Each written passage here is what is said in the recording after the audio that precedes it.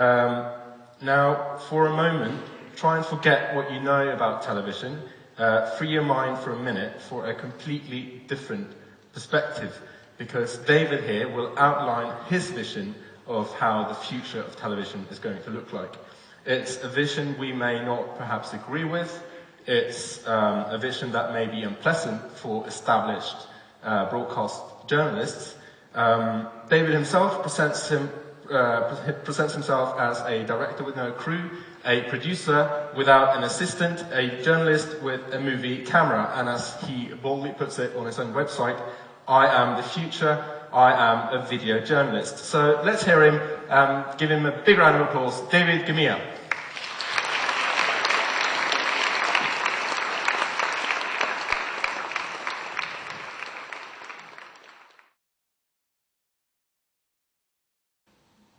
What the heck?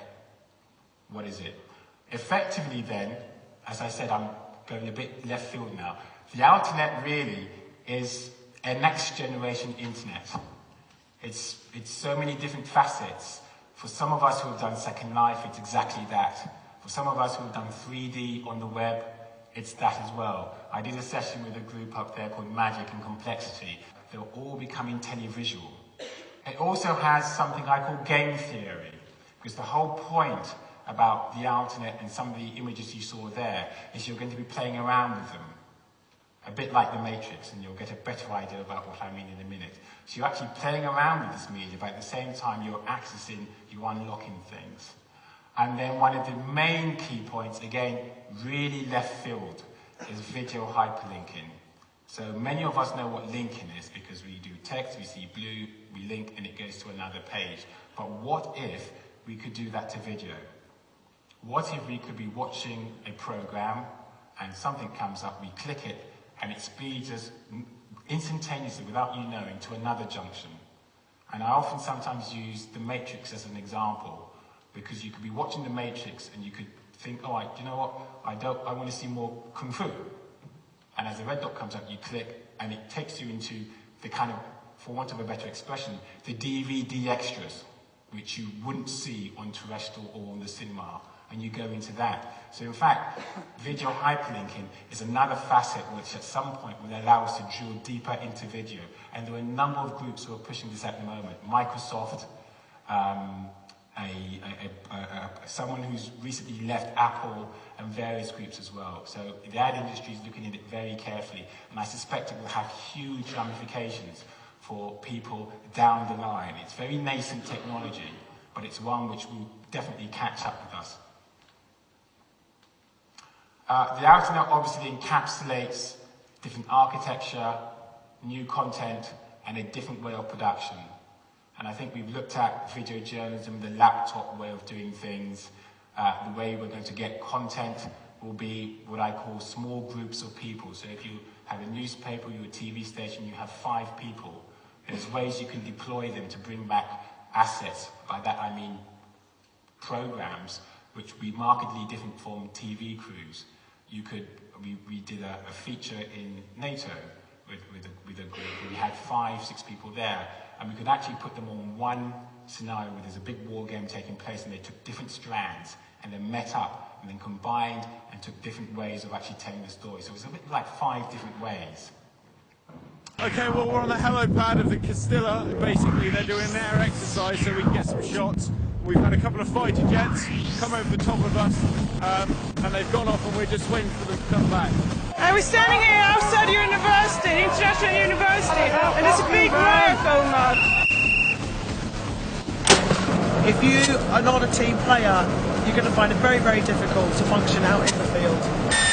We're not allowed to take any photos of us. Why not? Why can't we take... It's not allowed. Why not? It's not allowed. The task force units were attacked just moments ago. And I think they are actually beginning the evacuation process. It's been an absolutely wonderful experience. I'm going to mine them, okay? The 70-strong fleet left for Ashland this morning. So all in all, this sort of program's taking shape, and the actual candidates and people involved in it are beginning to find themselves. Another dictum for video journalism, and I think I've said this, but I'll reiterate, I must have the ability to fail. Because like I said, it's not always I'm going to go out with a picture. So actually we are being creative. We are effectively filmmaking, but with a very strong news sense. And then one of the main key points, again, really left field, is video hyperlinking. So many of us know what linking is because we do text, we see blue, we link, and it goes to another page. But what if we could do that to video? What if we could be watching a program and something comes up, we click it, and it speeds us instantaneously, without you knowing, to another junction. And I often sometimes use The Matrix as an example, because you could be watching The Matrix and you could think, oh, you know what, I want to see more Kung Fu. And as the red dot comes up, you click, and it takes you into the kind of, for want of a better expression, the DVD extras, which you wouldn't see on terrestrial or on the cinema. And you go into that. So in fact, video hyperlinking is another facet which at some point will allow us to drill deeper into video. And there are a number of groups who are pushing this at the moment. Microsoft, someone who's recently left Apple, and various groups as well. So the ad industry is looking at it very carefully, and I suspect it will have huge ramifications for people down the line. It's very nascent technology, but it's one which will definitely catch up with us. Speed and bandwidth, like I said, the magic number is 8 megabits. Synchronicity, I'm really talking about Google-rich content, about how if you have very strong content, you will get traffic. And some of those principles really are predicated on people like Jakob Nielsen, brilliant man, Dan Gilmore from the States, Howard Reingold from the States as well. And if you don't know who they are, probably I'd say to have a little bit of a Google just to sort of catch up with them. This was an early example within the Alternet of what we call an internet documentary. Very early. So what happened was,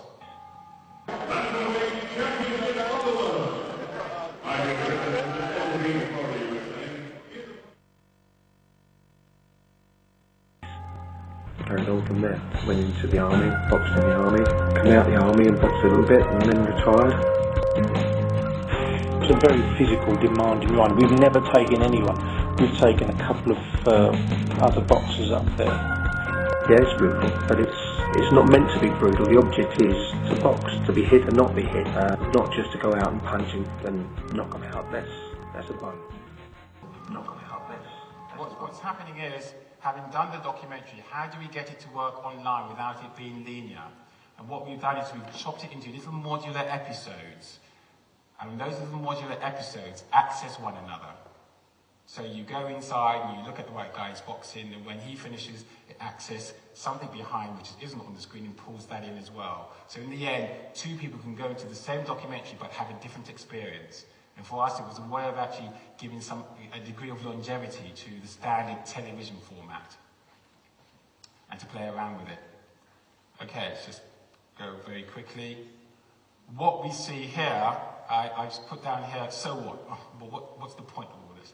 The point of all this is that decentralized public access information flows, to put it very simply, we all have access to doing our own media. No longer are there gatekeepers, no longer is this methodology in the hands of people where once upon a time we had to go via policy networks to get access to a station, access to a cable, access to satellite. The net allows us to do this without any strictures, without anyone telling us we can't. And really, you're being voted upon by those who come to you. If it's no good, they won't come. And that's exactly what user-generated content really is all about. If your media is good, they'll come. If they won't, if it isn't, they won't. And a couple of programs here kind of capture that. The one that is an interesting one is a program made by the BBC. The program was called The Trouble with Black Men. For what it was worth, it was a polemic, but some people wanted to have a debate after that, which they couldn't get from the broadcaster. It would have been actually, I would probably say, easy for the broadcaster to actually have broadband take on that role. In other words, we can't have it on terrestrial, we're short on time, but what we can do is use broadband to get together in this setting here and put that on broadband. very easily done. But what we did instead at View magazine is we actually went and redid the documentary, not with BBC material, but using the same author and some of the people inside the piece that we found, and indeed using people like Lennox Lewis who also talk about their experience. So it was a way of actually what I call mashing up a programme, which is a term used quite often. The show, I think it was called the Trouble with Black Men. That's right, not even the problem. The Trouble with Black Men, a polemic. And it wasn't a polemic because it was a polemic of the production company. And personally, I have a real problem with that show, and I have a problem with all of the negative press that we're getting at the moment because it is not uplifting. I think within the series there were enough black men of various kind of political, social and professional complexions involved in the series who certainly were doing things. Well, you know, there's always negative stigma when it comes to the black youth of today, but you know, this is why 100 black men are here. I'm going to come to show you. This is the Altnet or video journalism in Africa. Ghana and South Africa journalists meeting each other for the very first time and doing video journalism. Fantastic programs. We made 7 over the course of 1 week. Okay, no sound on it, but I'm actually now inside my website using green screen technology. So there's a green screen and my pages are mapped out. Probably replay that again. What we're trying to now do is make it into a corridor. So actually I can walk down my site and actually physically pull pages out. Or actually talking to, I'll be in a studio like this, there'll be a green screen, it will be tracked like this, and I'll be speaking to people who are phoning in, they'll be talking, oh, you know that issue you did on crime, what about that? You know, blah, blah, blah. So, oh, yeah, this one. And just pull the page out for you to see. And then we have a discussion about it. But that can exist because of the technology we have, and also because where we're going with some of the kind of theories that, as I said, are quite blue sky, but you know we're kind of etching there. So, really, in conclusion, the Altnet video journalism for me is about fresh paradigms. In a sense, it's really almost taking you out of your comfort zone, because a lot of these things we probably know a little about, but not enough. And to that end, then, I say, if you really want to get involved, there's nothing better than actually what I call sponsoring a teenager. You know, Christmas. How does this saying go? Dogs aren't for Christmas, they're for life.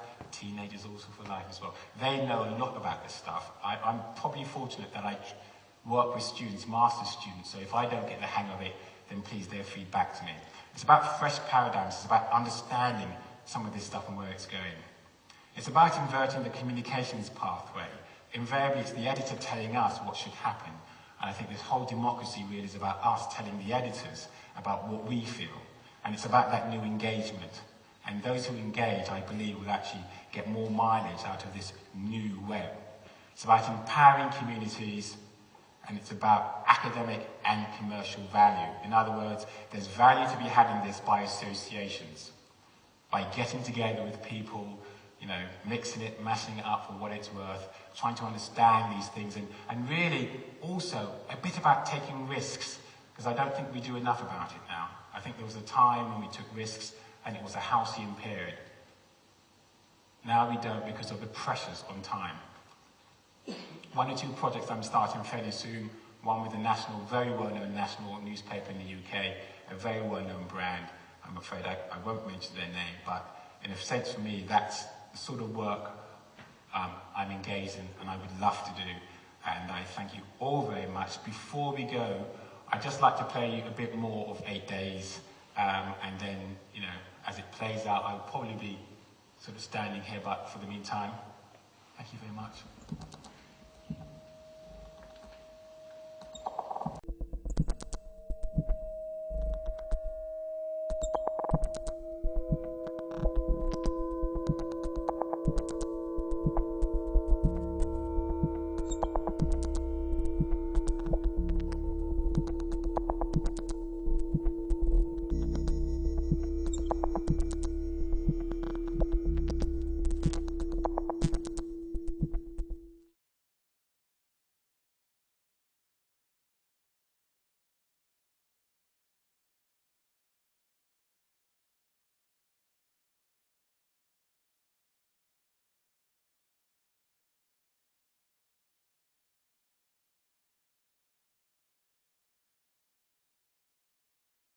Restricted access granted. This is it. I do not believe that Keith was the victim of a random attack.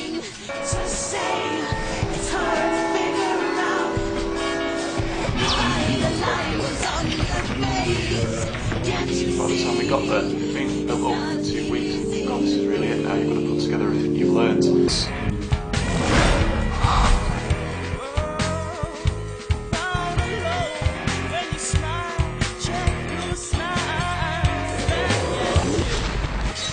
It's the biggest shake-up to television, a revolution in visual storytelling, and at the helm, a new generation of journalists, video journalists, and now newspapers are having a go.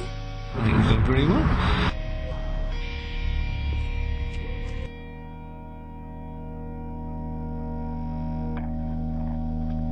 And all it took was 8 days.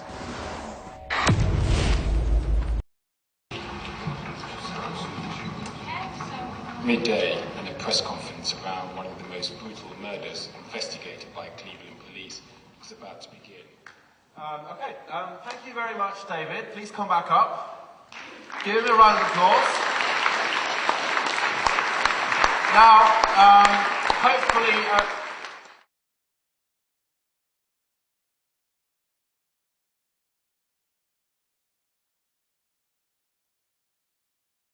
have this lot of energy and enthusiasm and this great curiosity about